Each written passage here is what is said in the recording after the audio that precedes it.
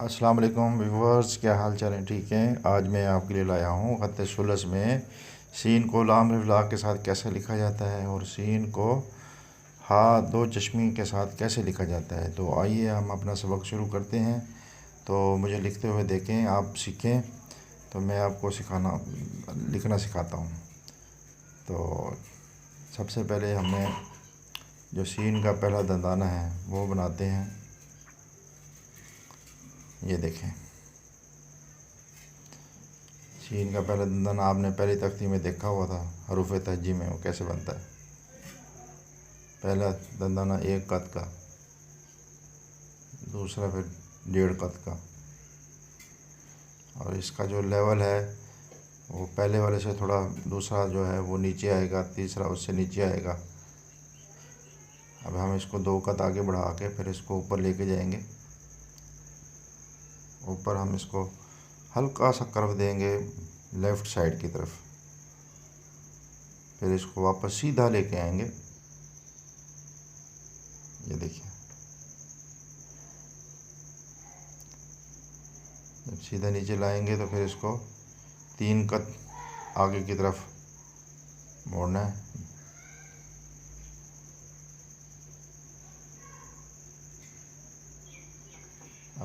اب جو الف بنائیں گے اس کا اور اوپر والے سرے میں 3 قد کا گیپ ہوگا۔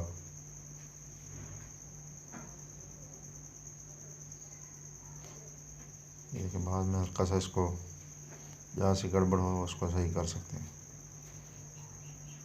یہ اس کا الف کا اور اوپر والے الف کا 3 قد کا گیپ ہوتا ہے، اور اس کو جب نیچے لائیں گے تو اس میں ہلکا سا کرو دے کے لائیں گے، بالکل اسٹریٹ نہیں لائیں گے، اوپر سے ہلکا سا کرو دے کے پھر نیچے سے پھر کرو دینا ہے۔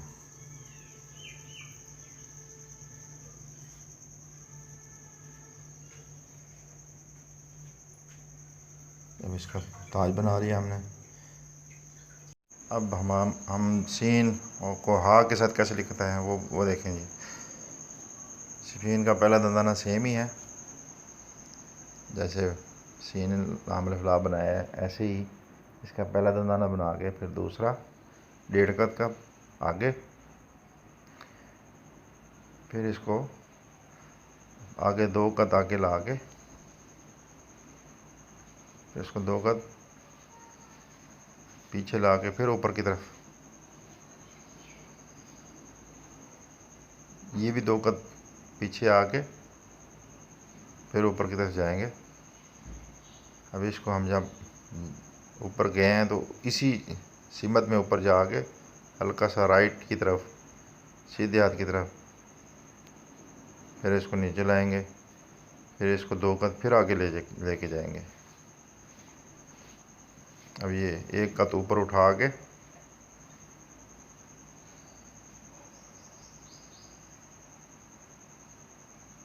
پھر نیچے 2 قد اس کو لائیں گے نیچے ہا بنانے کے لیے۔